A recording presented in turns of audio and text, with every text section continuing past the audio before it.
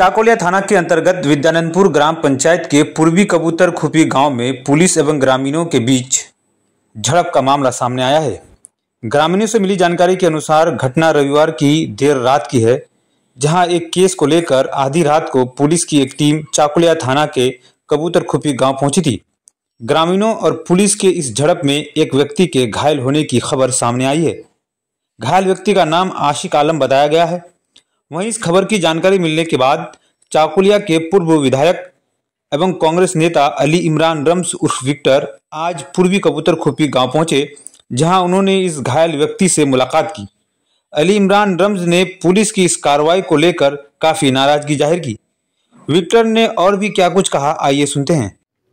এটা একটা দুর্ভাগ্যজনক ঘটনা কে আমি খবর পাই সকালে যে আমাদের চাকুলিয়া বিধানসভার ভিতরে কবুতরখুপি গ্রাম, এই গ্রামে রাতে 2:30টা নাগাদ 4টে থানার পুলিশ এখানে হানা দেয়। তার মধ্যে যেটা খবর পাচ্ছি, গোয়ালপুকুর থানা, চাকুলিয়া থানা, করণদিঘি থানা এবং দালকোলা থানা, 4টা থানা এখানে হানা দেয় এবং রাতের অন্ধকারে এখানে এসে আমাদের গ্রামে যে বাড়িতে ঢোকার চেষ্টা করে, মহিলাদের উপরে অত্যাচার করে, তাদের সঙ্গে শ্লীলতাহানি হয়েছে, তাদের জামা কাপড় ধরে টানাটানি করছে, মহিলারা আপত্তি করাতে মহিলাদেরকে চড়থাপ্পড়ও মারা হয়েছে। এবং এখানে একটা মাদ্রাসা আছে, সেই মাদ্রাসাতে 150-র উপরে ছাত্রী আছে যারা এখানে থেকে পড়াশোনা করে। সেই বাচ্চা মেয়েরা ওখানে থাকছে রাতের অন্ধকারে। পুলিশ এবং তার সঙ্গে কিছু সিভিল পোশাক পরে, তারা আদৌ পুলিশ ছিল না গুন্ডা ছিল বোঝা মুশকিল, তাদেরকে নিয়ে পুলিশ মাদ্রাসার দরজা ভাঙার চেষ্টা করে এবং মাদ্রাসার দরজায় গিয়ে লাত্তি মারতে লাগে। ভিতরে আতঙ্কের একটা পরিবেশ তৈরি হয়, বাচ্চা মেয়েরা ভয় ভীতি হয়ে যায়। গ্রামবাসীরা তখন ছুটে যায় যে এই মাদ্রাসা, মহিলাদের মাদ্রাসা আছে, এখানে বাচ্চা মেয়েরা থাকে, সেখানে পুলিশ এইভাবে ঢুকতে পারে না, তাদেরকে বাধা দেওয়া হয়। সেই বাধা দিতে গিয়ে পুলিশ তাদের উপরে লাঠিচার্জ করে এবং সেই লাঠিচার্জে গ্রামের কয়েকজন যুবক তারা আহত হয়। তার মধ্যে আশিক ভাই আছেন, তার মাথা ফেটে যায়, আনজার আলম সে আহত হয়েছে, এরকম কয়েকজন গ্রামবাসী আহত হচ্ছে। তো এখানে বিষয়টা হচ্ছে, পুলিশ এখানে রাতের অন্ধকারে এই গ্রামে 4টে থানা থেকে পুলিশের আসার উদ্দেশ্যটা কি? এই গ্রামে কি কোনো আতঙ্কবাদী ছিল? এই গ্রামে কোনো দেশদ্রোহী আছে যাকে খোঁজার জন্য এখানে এসছে? এখানে কোনো এরকম যে হিনিয়াস ক্রাইম যেটাকে বলা হয় আইনের ভাষাতে, সেরকম কোনো ক্রিমিনাল অ্যাক্টিভিটি এখানে হয়েছে যার জন্য এখানে পুলিশকে এভাবে হানা দিতে হবে সেই আসামিকে ধরার জন্য? এখানে পুলিশ যে আছে তৃণমূলের দ্বারা রাজনীতিগতভাবে উদ্দেশ্য প্রণীত হয়, এখানে মানুষকে আতঙ্কের পরিবেশ তৈরি করে দিয়ে ভয়ভীত করে রাখতে চাইছে। যেহেতু কবুতরখুপি গ্রামে আজকে তৃণমূল তার মাটি হারিয়ে ফেলেছে, এখানে সাধারণ মানুষ এখন তৃণমূলকে দেখতে চায় না, তাদের কথা শুনতে চায় না, সেখানে তৃণমূলের নেতারা ঢুকতে পাচ্ছেন না। সেই জন্যে পুলিশকে দিয়ে মানুষকে মিথ্যা মামলায় জড়িয়ে তাদের উপরে মামলা দিয়ে তাদেরকে ভয়ভীতি করে পুলিশকে দিয়ে জমি তৈরি করার চেষ্টা করছে। এবং সেই কাজটা এসপি ইসলামপুরকে আমি বলতে চাই যে আপনি বিষয়টাকে দেখুন যে আপনার এই 4টে থানা কেন এখানে আসলো। আর যে আসামির কথা পুলিশ বলছে, এখান থেকে হাজি মসুদ সাহেবকে কিছুদিন আগে জান্তা হাট থেকে পুলিশ তুলে নিয়ে যায়। সেখানে প্রথমে বলা হয়েছিল উনি হাজি সাহেব ফুকঝাড় করেন, সেই জন্য ওনার বিরুদ্ধে কোনো অভিযোগ আছে। পরে জানতে পারি একটা আলু ছিনতাইয়ের কেসে ওনাকে আসামি করে দেওয়া হলো, মিথ্যা মামলায় ওনাকে জড়িয়ে দেওয়া হলো। সেই মিথ্যা মামলায় উনি বেল পেলেন।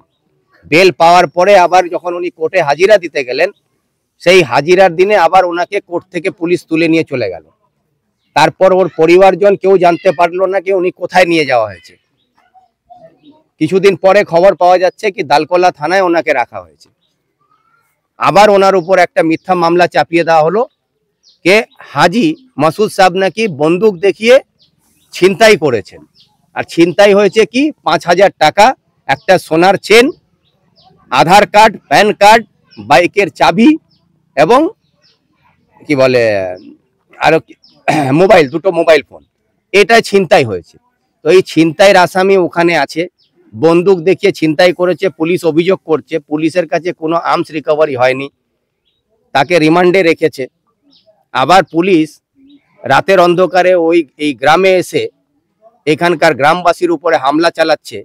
তার বিরুদ্ধে এসপি কে আমি বলবো কি আপনি আপনার পুলিশের বিরুদ্ধে আপনি কি ব্যবস্থা নেবেন সে ব্যবস্থা নিন, এবং এই পুলিশের প্রশাসনের বিরুদ্ধে আমরা আইনি ব্যবস্থা দাবি জানাচ্ছি।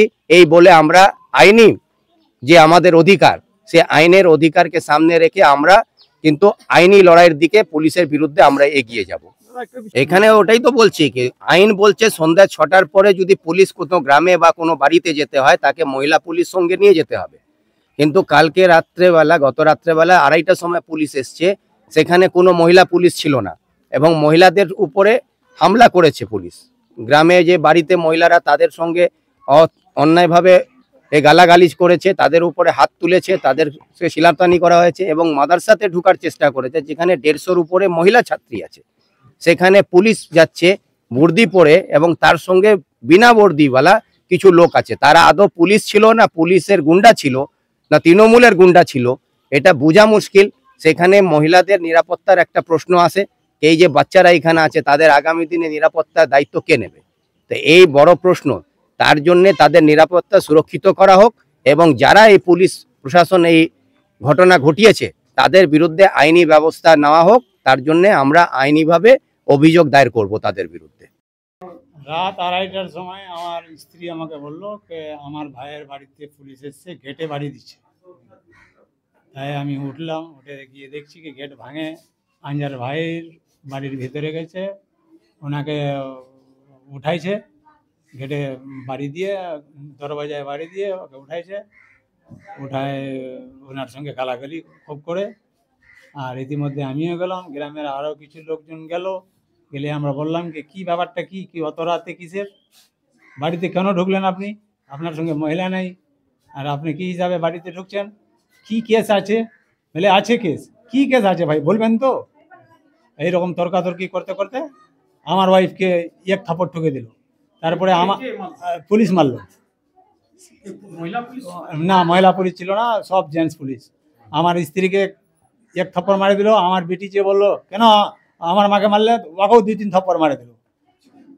তারপরে এদের সঙ্গে তর্কাতর্কি করতে করতে আমরা চলে আসলাম এই সাবির চেজার চকের কাছে, মানে এই 3 রাস্তা এখানে আছে, এইখানে আসলাম।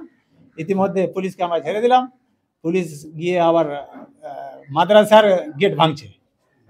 তো আমরা দেখলাম কি ওখানে তো সব মহিলা ওখানে পড়াশোনা করে অন্য জায়গার, তো মহিলাগুলো তো বিরক্ত হয়ে যাবে, কানাকাটি মহিলাগুলো শুরু করে দিয়েছে।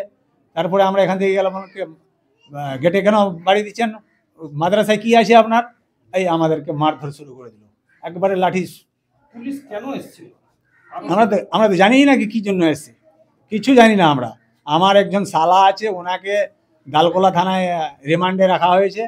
আর ওনার জন্য এসছে না কিসের জন্য এসছে আমরা কিন্তু জানি না, আমাদেরকে কিছু বললোই না। আমার শালা ইলেকট্রিকের দোকান আছে জান্তাহাটে, উনি একজন হাজি সাহেব, একজন হাফিজ সাহেব। উনি 20 বছর থেকে বাইরে থাকতো, এবার 2023 থেকে উনি বাড়িতে আছে, 2022 থেকে। আমার শালাকে একটা আগে গল্পঘরের পুলিশ উঠায় নিয়ে গেল জান্তা দোকান থেকে, কেউ ওখানে নাকি আলু ছিনতাই হয়েছে, আলু ছিনতাইয়ের একটা কেস দিয়েছে। ওই কেসের বেল হওয়ার পর আবার দালকোলা নিয়ে নিল রিমান্ডে। 3 দিনের রিমান্ড লওয়ার পর আবার ফের 6 দিনের রিমান্ড নিয়েছে। ওখানে নাকি ছিনতাইয়ের কেস দিয়েছে, কোনো গাড়িতে ছিনতাই হয়েছে, 2টা মোবাইল, একটা। আমার বাড়ি কেন আসবে এই জিজ্ঞাসা করছি, কিন্তু হ্যাঁ আছে, কাজ আছে এই বলে পুলিশ আর কিছু বলছে না। আপনার মেয়ে এবং স্ত্রীকে যে মারধর করলো, তারপর পাশাপাশি কি হয়েছিল? আর কিছু হয়নি। আমরা এবার তর্কাতর্কি করলাম, কেন মারলেন, কেন আপনি কি জন্য মারলেন? আমার স্ত্রীকে মারার আপনার কি অধিকার?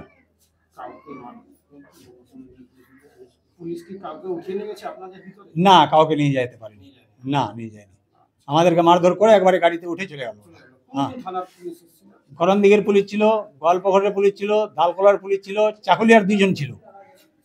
रात के 3 बजे की बात है कि पुलिस की कई गाड़ियां आकर के मदरसे के गेट के सामने रुकी और बहुत सारे पुलिस वाले थे जो अंदर घुसने की कोशिश कर रहे थे और गांव वाले उनके पीछे आए और उनको मना किया कि ये लेडीज़ मदरसा है, लड़कियां हैं, यहाँ दूर दराज की बच्चियां पढ़ रही हैं यहाँ, तो यहाँ आप अंदर ना जाएं। और इस बीच में किसी ने कह दिया कि एमएलए साहब को फ़ोन किया जाए और कैमरा किया जाए, वीडियो बनाया जाए इनका। बस इतना बोलना था कि पुलिस वाले लाठी डंडे के साथ आवाम के ऊपर टूट पड़े और कई लोगों को जख्मी और घायल कर दिए। इसमें आपका मदरसा में जो कितने बच्चे रहते हैं? 150 से ज्यादा बच्चियां हैं हॉस्टल में जी। सब लड़कियां ही हैं, पढ़ाने वाली भी लड़कियां हैं। आया था आपका मदरसा जी, क्यों आया था? ये तो नहीं मालूम कि क्यों आया था, लेकिन सारे मदरसे में इससे बच्चियों में डर और खौफ भी है और हम सब भी डरे हुए हैं कि भाई क्या बात है, चूंकि मामला जो भी है वो गांव का मामला है, मदरसे से क्या ताल्लुक है इसका। कहाँ का पुलिस आया था? ये 4 थाने की पुलिस थे इसमें, चाकोलिया थाना, ग्वालफगर थाना, करंदगी और दलकोला के। अच्छा, कितने बजे रात को आए थे? रात लगभग 2:30 से 3 बजे के बीच में। आपके मदरसे के अंदर घुसी थी क्या? अंदर नहीं आए थे, हम गांव वाले आने नहीं दिए उनको। गांव वाले, चूंकि मदरसा जो है गांव वाले की जिम्मेदारी पे है, तो गांव वाले अंदर आने नहीं दिए और इसी वजह से, मना करने की वजह से गांव वाले के ऊपर लाठीचार्ज किया कि अंदर ना जाएं, लड़कियों का मदरसा है। ওই তো পুলিশ আসছিল বাড়িতে আড়িটার বাজে, রাত্রা 2:30 বাজে। আমরা বলছি কেন আসলেন, কিছু কথা বলছে না। এই তোমাদের ওই তকরাতকরি হলো, আমি বলছি আমরা কেবার খুলিনি, তো আমাকে থাপ্পড় মারি দিলে। কে মারলো? পুলিশ মারলে। আপনাকে মেরেছে? হ্যাঁ। কি মহিলা পুলিশ? না, জয়সলা। হ্যাঁ, আপনার কাপড় জোড় ছেড়ে দিয়েছিল কি? কাপড় টাপড় ছিঁড়ে নিয়ে আমাকে থাপ্পড় মারলে, আমার মেয়েটাকে মারলে। হ্যাঁ, 2:30 বাজে। কি জিজ্ঞাসা করবো, রাতের মধ্যে কি জিজ্ঞাসা হবে? পুলিশ কি কিছু বলছে? মারামারি শুরু করে দিয়েছে।